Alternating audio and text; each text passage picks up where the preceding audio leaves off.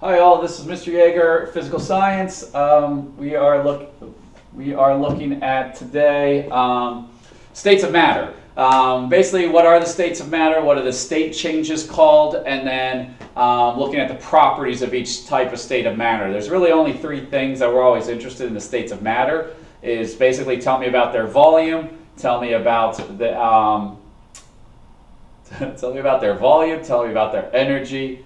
And what's the last one? I think it's basically their shape. Okay, yeah, I think it's basically like tell me about like how their shape does take place. I can't believe I can't remember it right now, but that's okay. We'll see it in just a moment. So with here we go. So states of matter. Okay, a lot of this I have it as diagrams, so we can kind of break through. Yep, I was right. Okay.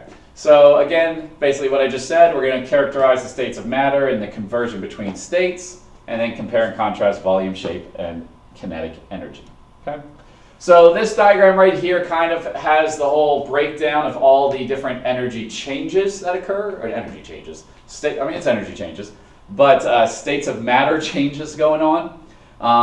So again, you probably know the ones on the outside better, where from solid to liquid we have melting, from liquid to solid we have freezing, from liquid to gas we have boiling, and from gas to liquid, we have condensation. Okay, so most of those I feel like most people know. Maybe condensation is not as commonplace, wording as people know, in terms that we may not say that as often. But I know we definitely say we melt things, we freeze things, we boil things. So we should know those state changes very, very well.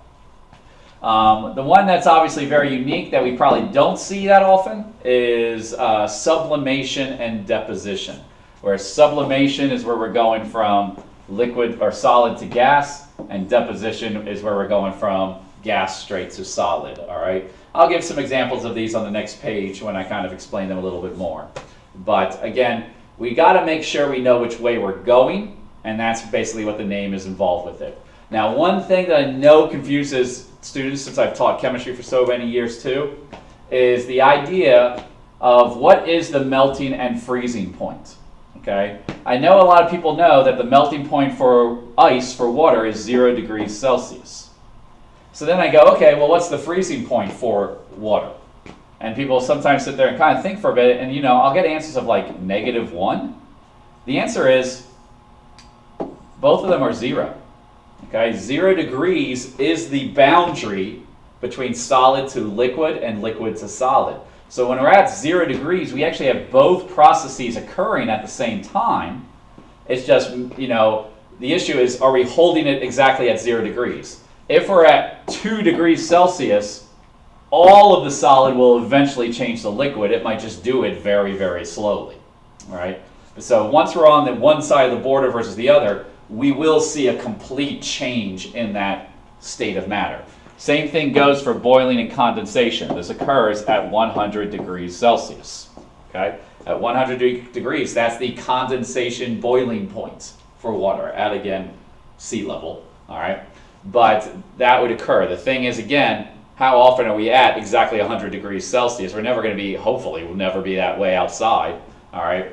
But, when water is boiling, that water there's actually some of it condensing as well, but again, it's usually a little bit hotter than 100, so more of it's boiling off. Okay?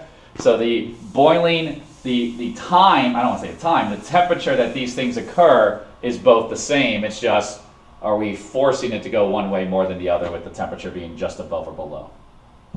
There's more lines. All right. So here we go, converting between states. So this kind of breaks it down. Solid to liquid melting, liquid to solid freezing, liquid to gas boiling, gas to liquid condensation. Now, in physical science, I've seen where we kind of just throw in evaporation as if it's boiling as well. Evaporation and boiling are not the same thing, all right? They are not the same thing, but we kind of seem to use them interchangeably. Evaporation is where those liquid particles have actually gained enough energy to basically get released from the rest of the liquid, and therefore it evaporates. It does move into the air. All right? Again, the whole idea is these particles are kind of bouncing around and slamming into each other, and if there's enough energy where they're able to slam into one at the same time, like a bunch of particles slam into one, they might transfer more energy and basically release that object from the liquid state into a gaseous state. Sublimation, solid to gas. All right, that would be like dried ice. If you've ever seen dried ice, that is solid to gas. That's solid, frozen carbon dioxide. And then when you bring it out in the air, the difference between the melting and boiling points is so close that basically the most particles jump it and go straight into a gaseous form. First, gas to solid, okay? It says, it's called deposition, that's ice welding in the freezer. If you ever had that layer of kind of the ice all around your freezer, which I know it's really not a good thing, it means air is getting inside, that's deposition. What's happening is those water particles in the air are flying around and basically then running into the fridge. So if this is a fridge wall with my incredible drawings, we have a gaseous particle, it'll run into that very cold wall and basically just freeze right away. Okay. Again, you're talking about millions and millions and millions of these particles all doing it at once, so they all kind of congregate together and create kind of that snowflake, essentially. Okay. So that's what's happening there. All right, so let's look at solids. Solids, again, we're looking at what is their energy, their shape, and their volume. So in this diagram, basically you're going to see a diagram and then kind of just a slide explaining the diagram. All right, so I'll probably go pretty quick. Solids, we're going to learn have definite shape. When I have a solid, that's the shape of the solid. Yes, I can smash it and do a physical change to it to change the shape of it, but it will hold that shape until I mess with the temperature. A solid has a definite volume. Okay, it has a definite volume with it, meaning, again, it has a particular shape, so it's taking up a certain amount of space. The particles of a solid are very low energy. Okay. In the end, if I draw it out, and I think there might be a drawing on the next page, solid particles are all very much together, like basically in the shape, if we're talking about the atoms being spheres.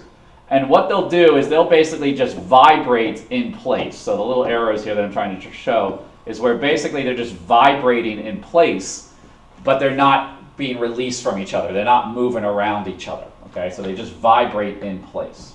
All right, so that's what this slide basically again shows. Volume and shape is definite, defined. Kinetic energy is lowest. So again, examples, ice and bricks. Liquids. Liquids, they will take the shape of their container. We know that because I can pour a liquid into a water bottle, I can pour it into a cup, I can pour it on my desk, and it basically takes the shape of whatever it's on. When it's on the desk, it just spreads on out, trying to take the shape of the desk.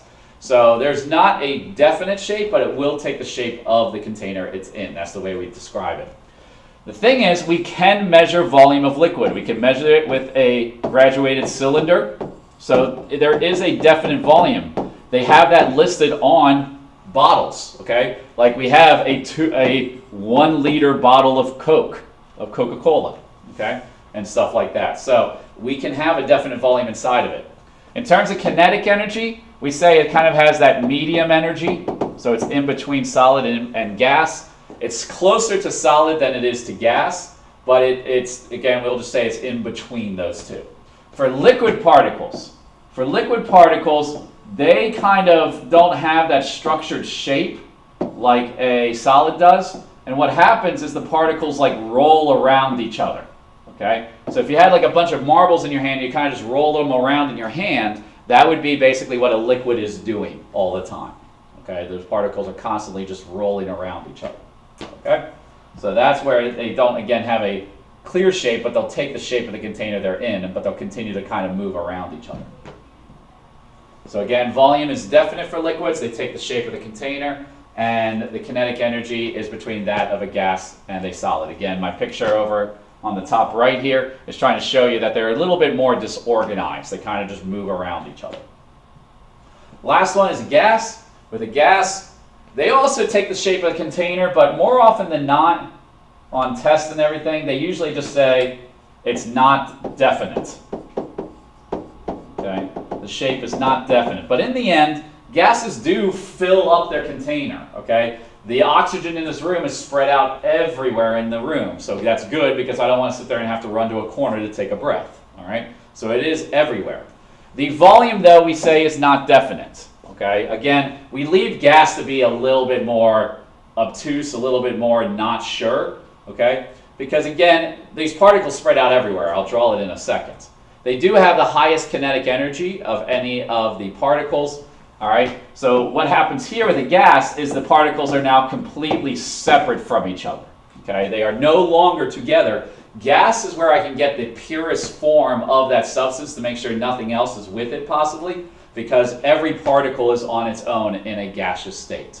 All right, in terms of energy, I usually say solids are standing around, liquids are walking, and gases are sprinting. All right, that's a way to think about all the different states of matter. All right, so again, there you go. Not definite for volume and shape, highest kinetic energy. You can see my pictures of different gases. Top right, you can see the gas particles move around. And that is basically it.